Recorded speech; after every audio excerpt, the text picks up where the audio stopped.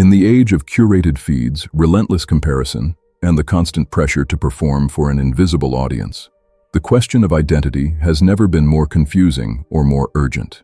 We are told to be ourselves. But what does that actually mean? Who is the self we are supposed to be? We spend our lives constructing personas. We wear masks for our jobs, for our families, and for our social circles. We adopt beliefs that aren't ours, pursue goals that aren't ours, and crave validation from people whose opinions, in the grand scheme of things, don't actually matter. We measure our worth against carefully edited highlights of other people's lives, forgetting that those highlights are merely fragments of a much messier, more complicated reality. We chase promotions, followers, and approval, believing that these external markers will finally confirm our value. But the chase never ends because the void we are trying to fill was created by the very act of chasing. But what if there was a different way? What if true peace wasn't found in building a better mask, but in tearing all of them off? This is the promise of Stoicism. It is not about suppressing your emotions or becoming a cold, unfeeling log. It is a profound philosophy of self-possession. It is a roadmap to stripping away the false layers of ego to discover the indestructible core of your true nature. It is an ancient practice that has guided emperors, slaves, soldiers, and statesmen through the most turbulent circumstances imaginable, and its wisdom is perhaps more relevant today than it has ever been. Today we are going to go on a journey. We will explore how to shed the weight of others' expectations, how to quiet the noise of the external world, and how to step into the power of your authentic self. We will confront the uncomfortable truths about our own conditioning, and we will arm ourselves with practical techniques that can be applied immediately. Welcome to the art of living. This is how to live authentically and embrace your true self through the lens of Stoic philosophy. The Stoics had a beautiful metaphor for the human soul. They called it the Inner Citadel. This is the fortress of your mind, the sacred space where your true self resides. It is the one place that no external force can penetrate unless you permit it. Marcus Aurelius, the Roman emperor and philosopher, wrote extensively about this. He was the most powerful man in the world, commanding legions and governing an empire that stretched from Britain to Egypt. Yet he found peace not in his palaces or his victories, but by retreating into this internal refuge. He wrote, "People look for retreats for themselves in the country, by the coast, or in the hills. There is nowhere that a person can find a more peaceful and trouble-free retreat than in his own mind." To live authentically is to make this inner citadel your primary residence. It means understanding that your worth, your identity, and your happiness are not determined by the events that happen to you, but by how you process them inside this fortress. It means recognizing that while you cannot always choose what happens to you, you can always choose how you interpret it and how you respond to it. The problem is, most of us live outside the walls. We are in the outer citadel, the realm of reputation, possessions, and fleeting sensations. We build our sense of self based on what others think of us. We hand over our inner peace to the whims of strangers and the unpredictability of fortune. But Epictetus, the former slave-turned-philosopher, taught a revolutionary truth that shatters this illusion. The only thing we truly own is our reasoning faculty, our judgments, our opinions, our will. These are ours. Everything else, our body, our reputation, our wealth, our status, even our very lives, is just on loan from fate, to be taken back at any moment without notice. If you build your identity on these externals, you are building on sand. The tide of fortune will wash it away. Authenticity begins when you realize that who you are is not what you have, nor what others say you are, but what you decide to be through the exercise of your own reasoned choice. Let's talk about the masks we wear. We are social creatures. We crave belonging, acceptance, and love. This innate desire, while natural and healthy, often becomes our prison. We develop false selves to navigate the world. We agree with opinions we don't believe in to avoid conflict and maintain harmony. We inflate our successes and hide our failures to seem impressive and worthy. We laugh at jokes we find offensive to fit in. We remain silent on issues we care deeply about because we fear the judgment of the crowd. Seneca, the statesman and playwright, warned of this destructive tendency. He said, "We are in the habit of exaggerating the things we have or the things we have done, and we are ashamed to tell the truth." This false self is a tyrant. It demands constant feeding. It requires you to constantly worry about your image, your reputation, and your social standing. And it is a bottomless pit. No amount of likes, praise, promotions, or followers will ever fill the void, because the void is created by the very act of pretending. You are trying to satisfy an external audience with a performance, and that audience is fickle, forgetful, and endlessly demanding. Think about the stress you feel when you are trying to maintain a facade. The energy it consumes is immense. You are constantly monitoring yourself, editing your words, and curating your actions. It is exhausting. It is inauthentic. It is the opposite of freedom. Authenticity, from a Stoic perspective, is alignment. It is the state where your outer actions perfectly match your inner beliefs. It is integrity in motion. It is the harmony between what you think, what you say, and what you do. When you live with integrity, you have nothing to hide. There is no script to remember. There is no performance anxiety because you aren't performing. You are simply being. And that is the most powerful and attractive quality a human being can possess. It disarms critics, it inspires trust, and it creates genuine connections. It is the ultimate form of rebellion against a world that constantly pressures you to conform. To refuse to play the game of pretense is to reclaim your sovereignty and your dignity. To live authentically, we must master the primary mechanism of Stoicism, the dichotomy of control. This is the hard rule that Epictetus laid out with brutal clarity. Some things are in our control, while others are not. This isn't just a trick to manage anxiety. It is the blueprint for discovering your true self. Why? Because it forces you to define where your identity begins and ends. It forces you to draw a clear, unwavering line between what is yours and what belongs to the universe. If your happiness depends on something outside your control, like whether your boss likes you, whether the weather is nice, whether the economy is stable, or whether your partner is in a good mood, you have handed the keys to your inner citadel to the chaos of the universe. You have made yourself a hostage to fortune. Authenticity demands that we take the keys back. It demands that we shrink our definition of self until it is just the only thing we actually own: our will, our intentions, and our judgments. You are not your reputation. Your reputation is just the opinion of others, and it is outside your control. You can influence it through your actions, but you cannot control it. If you base your identity on it, you will be a puppet on a string, yanked this way and that by every breeze of gossip and every shift in public opinion. You are not your bank account. You are not your job title. You are not your physical appearance. These things can be taken from you in an instant. So, who are you then? You are the chooser. You are the mind that decides to act with virtue or vice. You are the engine of intention. You are the capacity to assent to impressions or to withhold that assent. Marcus Aurelius summarized this perfectly. You have power over your mind, not outside events. Realize this, and you will find strength. When you internalize this distinction, authenticity becomes simple and clear. You stop saying, "I am angry," and you start saying, "I feel anger arising within me, and I have the power to examine it before I act." You stop saying, "I am a failure," and you start saying, "I failed at this specific task, but that failure does not define who I am." You detach your core identity from the outcomes of your actions. This is the path to resilience. When your self-worth isn't tied to success or failure, you become free to act boldly. You can take risks, express your true opinions, and live with courage, because the worst that can happen, rejection, humiliation, or material loss, only affects the externals. It cannot touch the true you, the moral agent within. Philosophy isn't just a set of ideas to be admired from a distance. It is a practice.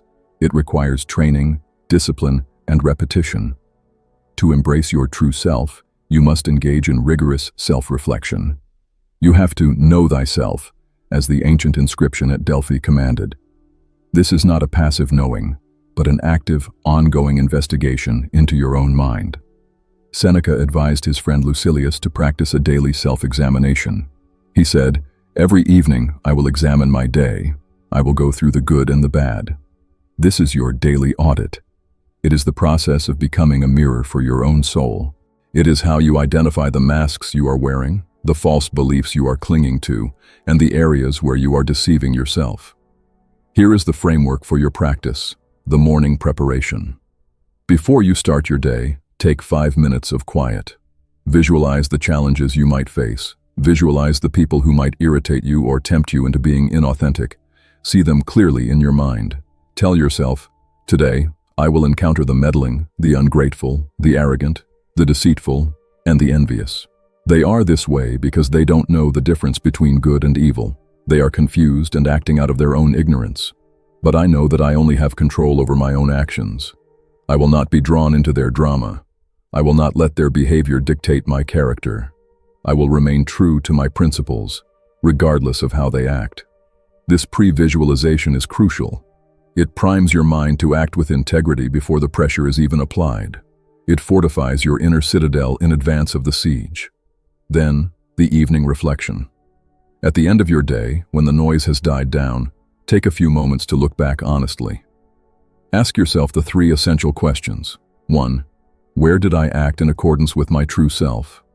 Where did I practice virtue? Celebrate these moments. They are your victories. They are proof of your strength and your progress.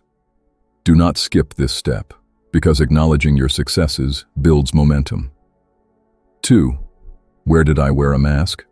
Where did I betray my own values? When did I agree with something I didn't believe in just to save face? When did I exaggerate to impress someone? When did I act out of fear instead of reason? When did I let anger or jealousy get the better of me? This isn't about guilt or self-flagellation. It is about awareness. You cannot fix a problem you don't know exists. You cannot heal a wound you refuse to look at. And 3, what is the lesson? What can I learn from today's experiences? What will I do differently tomorrow? How can I prepare myself better?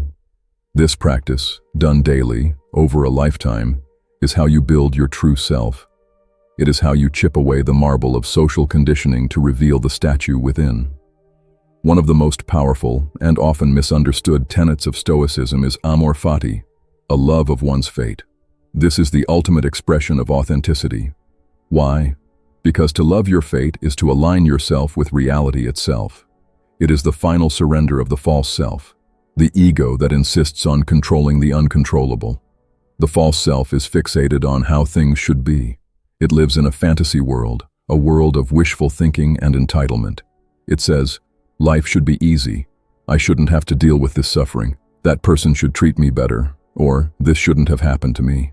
This constant friction between reality and expectation is the source of all human suffering. It is the ego's temper tantrum against the universe, a futile attempt to impose our will on a world that doesn't care about our preferences. Authenticity demands we accept reality, not passively, with resignation and defeat, but actively, with courage and engagement. Marcus Aurelius wrote, "Accept the things to which fate binds you, and love the people with whom fate brings you together, but do so with all your heart." This is Amor Fati. It is not quietism. It isn't saying, just lie down and take it. It is saying, I will embrace what happens because it gives me the raw material to practice virtue. It is saying, whatever happens to me, I will use it as an opportunity to grow, to learn, and to become stronger. Your true self is a flame. It needs fuel to burn brightly. Adversity, challenges, obstacles, and even tragedies are the fuel. They are the very things that allow you to cultivate strength, resilience, compassion, and justice. Without resistance, there is no strength. Without difficulty, there is no virtue. Instead of wishing for a life free of obstacles, the Stoic wishes for the strength to overcome them. Instead of saying, "Why is this happening to me?" the authentic self says, "What is this teaching me? How is this shaping me?" When you embrace Amor Fati, you stop wasting precious energy fighting reality. You stop resenting the people who wrong you. You stop complaining about the things you can't change. You simply ask, how can I make this a good thing? How can I turn this obstacle into an advantage? This acceptance unlocks a profound level of freedom. You become a co-author of your life narrative, rather than a victim of it. You stop being pushed around by events and start using them as stepping stones. Living authentically does not mean becoming a hermit. It doesn't mean saying whatever comes to mind without tact or sensitivity. In fact, the Stoics placed a high value on their duty to the community and to humanity as a whole. Remember, the Stoics believed we are social animals. We are meant to help each other, to cooperate, and to contribute to the common good. Marcus Aurelius constantly reminded himself of this. He said, "We are made for cooperation, like feet, like hands, like eyelids, like the rows of the upper and lower teeth." So, how do we live authentically in a world full of other people who often have different values, different goals, and different temperaments? How do we remain true to ourselves without becoming isolated, bitter, or arrogant? The answer lies in the exercise of patience and justice. Sometimes, to live in society, we must moderate our expression. You can be angry, but you don't have to be cruel. You can disagree strongly, but you don't have to be combative. You can think someone is a fool, but you don't have to tell them that if it serves no purpose but to stroke your own ego or to wound theirs. The ultimate test of your authenticity is your ability to remain true to your principles while treating others with kindness, compassion, and respect. Seneca said, "Wherever there is a human being, there is an opportunity for a kindness." To be your true self is to embody the four Stoic virtues, wisdom, justice, courage, and temperance, in your interactions. Wisdom is knowing what is within your control and what isn't, and acting accordingly. Justice is acting fairly, treating others with respect, and fulfilling your obligations. Courage is speaking your truth, standing up for what is right, and facing difficulties with fortitude, even when it's hard, even when it's unpopular.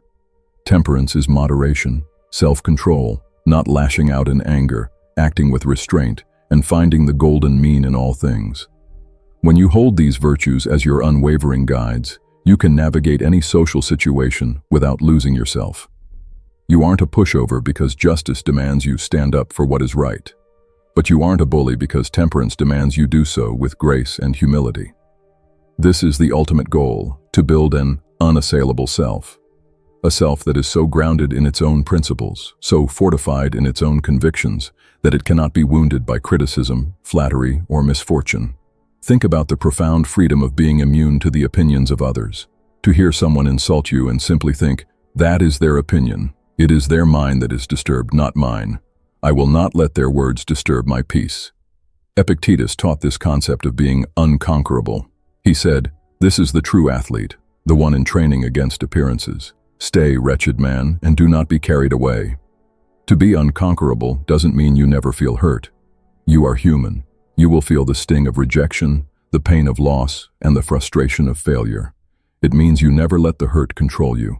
You acknowledge the emotion fully, you examine its source, and you consciously choose your response rather than being driven by impulse. This is the crucial difference between reaction and response. Reaction is instinctual, automatic, and based on fear and ego. It is the false self lashing out in defense. Response is intentional, deliberate, and based on reason and virtue. It is the true self acting wisely and with purpose. When you are anchored in your true self, you are the eye of the storm. The world around you can rage and howl, people can criticize and betray, circumstances can collapse. But you remain serene because you know that nothing can harm the core of who you are. Your peace does not depend on external conditions. Living authentically is not a destination you arrive at. It is an ongoing journey. It is a lifelong practice of returning to yourself again and again. It requires immense courage. It requires you to let go of the desperate need to be liked by everyone. It requires you to sit with the discomfort of your own imperfections and to work on them with compassion, without self-loathing. You will stumble. You will get caught up in the drama of the day. You will wear the mask of the people-pleaser, or the aggressive business person, or the cool, detached cynic. And that is perfectly okay. The goal isn't perfection. Perfection is a myth. The goal is the return. Every day is a new opportunity to practice. Every obstacle is a new chance to choose virtue. Every interaction is a chance to be the real you, the authentic you, the you that exists beneath all the layers of conditioning and fear. As Marcus Aurelius said, because your own strength is unequal to the task, do not assume that it is beyond the powers of man. But if anything is within the powers and province of man, believe that it is within your own compass also. Embrace your true self. Shed the heavy weight of appearances. Let go of the obsessive fixation on outcomes. Focus on what you can control, your judgments, your actions, and your will. Love your fate, whatever it brings. Live with the virtues of wisdom, justice, courage, and temperance. Build your inner citadel, stone by stone, day by day. This is how you live authentically. This is how you become truly free. Thank you for joining me on this journey today. If this video resonated with you, if it sparked a desire to look inward and build that fortress of the mind, consider subscribing. And remember, the only thing standing between you and your authentic self is the stories you tell yourself about why you can't be. So, what story are you going to write today? I'll see you in the next one.